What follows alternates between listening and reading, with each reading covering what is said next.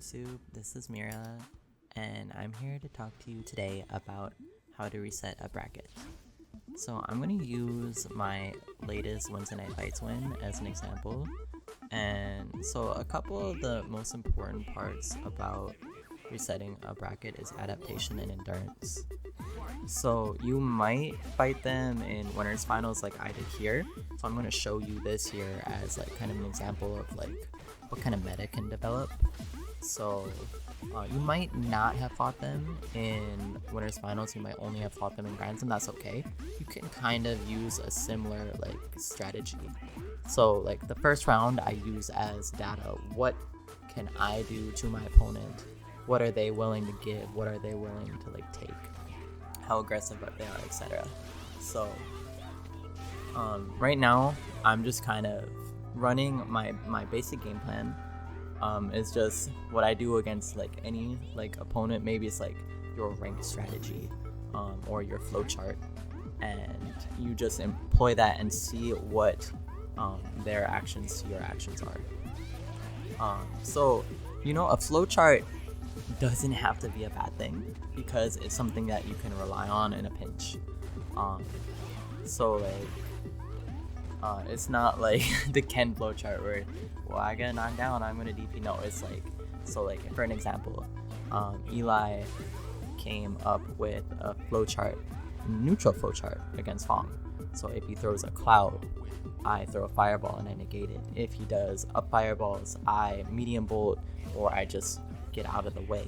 And if they throw B skill, I challenge. I walk up. I don't care about that little bit of poison. I'm gonna walk up and take that space. So yeah, being aware of obviously your opponent actions is very, very important. See, Morty like doesn't really want to take too many command grabs. He's jumping a lot. He's backdashing. But be also aware of your actions because you might be in that flowchart and not adapting to them. So that's very, very important to keep in mind. So like right now, obviously, I did lose in winners finals. So like one of the biggest reasons why I thought I lost is because I wasn't very safe. And what I mean by being safe is my pressure wasn't very safe. My defense wasn't very safe. I would either mash too much or I would be just stuck in defense. And my offense was very command grab heavy, and Wurtzy liked to jump in critical situations. He never really wanted to get command grabbed to stun or to death. And that was very critical in why I lost the set. Because my neutral was okay. I can anti-air properly, and obviously once I'm in, it's in my favor. But the biggest thing is risk reward. You see there, like I did a stand fierce into a fireball, or I didn't cancel the fireball, and he challenged, and he got the pressure, and he was able to win that game because of it. And it's just very frustrating sometimes. So you gotta know when you're taking too many risks and when the risk is valid. So right there, too many command grabs, but that's okay. That's why, especially if you fight them in winners finals, you can look back and think like, okay, I was way too aggressive with these command grabs, or I was dashing too much. I wasn't normal throwing enough. So if you can able to realize that, you're gonna be able to adapt, and that's very, very important. Because like, especially if your opponent starts adapting to you, you need to start to adapt. But in the inverse is, if they're not doing anything and everything is that those command grabs are landing every time, keep doing them. Because something that JB has said, one of his like golden rule to winning, I'm paraphrasing, but it's like, you don't change up what's working until your opponent shows an answer for it. And there were some things like my fireball pressure was doing really well against Morsi, and I didn't really want to change that. And the command dashes weren't getting challenged too much, so I was going to keep those, but I was going to change the command grab pressure and my neutral a little bit because I was taking too many risks sometimes. I was just kind of like going head first, and you see that if I get jumped in on, or I get cornered, I'm going to probably die. So this is grand finals. I'm still in losers, but I'm being a little bit more confident. I'm walking up, taking space, and there's these little like interactions that are happening that they weren't happening before. You see, I'm still being a little bit stubborn though, so I haven't changed everything just yet, and that's okay, because if you're in grand finals loser side, yeah, you only have 3 games to reset, but then you have another 3 games. So if you can take your opponent into the deep waters and see if they can hang with you, it can be like highly in your favor, because like endurance goes both ways. Like it can be very, very frustrating for somebody to reset the bracket on you, and it can be actually very devastating. So right there, now in a reset, I actually went for safe pressure instead of the command grab, and I had a huge life lead, so I was like, why not just go for the light kick? And so my pressure is like, I changed it up. So now, like, instead of going for those command grabs in the critical moments, I'm just going for buttons and normal throws.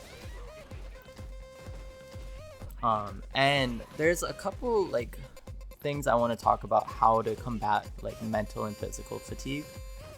One way to obviously like combat like physical and mental fatigue is a proper diet, like eating well and exercising. But like some little things you can do is having a little bit of sugar in your body. It helps me a lot.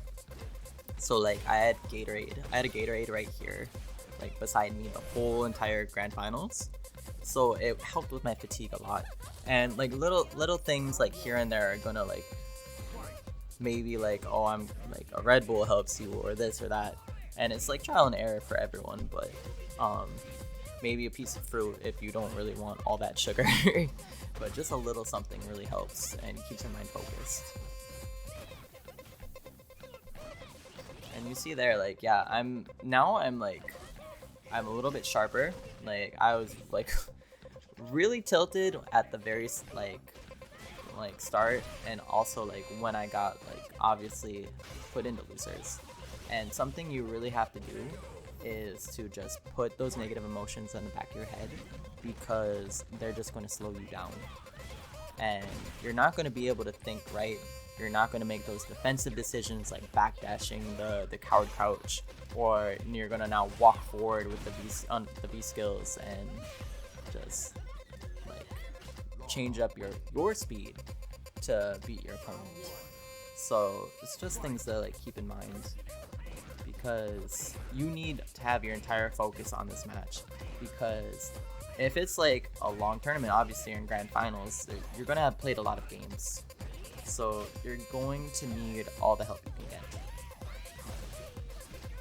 And obviously, like, bad rounds are going to happen like this. I'm going to make bad defensive decisions, and I'm going to be put in the corner and I can die. But being able to think that I can win even in the most dire situations is very important. You never want to give up, especially if you have a great V-trigger like Laura. Because you see here, now I'm just going to layer my pressure. And I'm going to take some risks, because I thought I was going to be dead anyways. And it worked out.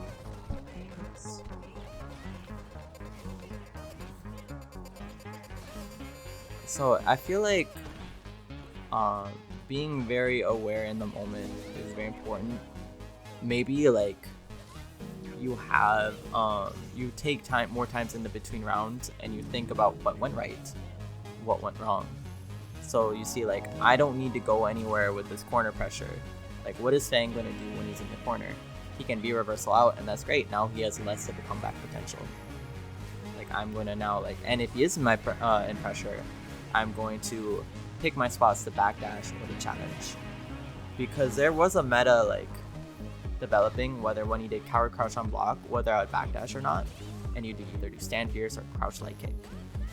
And you'll see there that like you can challenge it with a jab, or you can just like block it out, and just being able to cycle through your options is very, very important. So try not to be too stagnant, but also it's a fine line between being too stagnant and changing up what doesn't need to be changed. So patience is very, very important in the right situations, especially when you have good corner positioning and you're doing proper meter management. So you see, I used that meter to push him into the corner, and now we're like in a stagnant situation. I lost some health, but I'm just trying to get B trigger right now. I'm gonna pop it, and before he like wanted to always jump when I had B trigger, so I'm gonna go back, bait it, and heavy bolt, and go for the win. So there's just these little interactions that you need to be able to keep track of in the first couple of games to really start to like develop your meta. And yep, now my defense is actually starting to come alive. Like before, when I did get in the corner, I wasn't really able to get out too much, and I was really failing to like really grasp like what I should do, because my mind was kind of like really frazzled and like scrambled, and I'm just like, I'm in the corner, what should I do? Like taking a deep breath and either committing to something or just blocking it out is very important, because losing your cool is gonna cause you to lose. And right there you saw that I did challenge that coward couch and he did stand fierce, and I was actually able to like reverse the situation. So being able to understand the flow of the match and like momentum, and how to carry momentum and how to try to stop momentum is very important. Because right now, like I have some like decent momentum going, and now he got in, and now I'm just like, all right, I'm just gonna try to stall it out. I'm gonna try to block it out and try not to give him too much, because if I give him too much, like if he wins this game right here, like that could be really bad for me. Yeah, I am up 2-0 in the reset, but it could be like a very bad situation. The momentum is in his favor, but I did end up winning this round, so I felt really confident, and Morty looked very desperate to get any sort of like established like pressure or any sort of like game. So I felt even more confident because it felt like he was cracked. And the Morty that was a little bit slower at the start of round and a lot less aggressive and developed his pressure over the course of the round, it seemed like it was lost. So I felt really confident at this point. And so it's that fatigue and that endurance. My endurance was fine. I felt really good, and it seemed like Morty was running out of steam at the end. And even though he did win this round, I was perfectly fine. I was like, I still have 3 more games. Even if I do like lose this, I'm probably gonna be fine. It's just another thing, just reinforcing, staying cool, trying to make those adaptations happen, and try not to look at the TK2. It's a lot easier said than done, and experience is a very big part of this. So the more tournaments you enter, the easier this is going to get, because you're going to seem a little bit less like drained near the end of grand finals. Because I remember going when offline Wednesday night fights would happen, I would get third a lot, like third and fourth so many times, because I just seemed to run out of steam. And a big issue of it was just experience, honestly. experience, and also burning out too quickly and just being too frustrated at like being put into losers. So that was just a big issue that I had.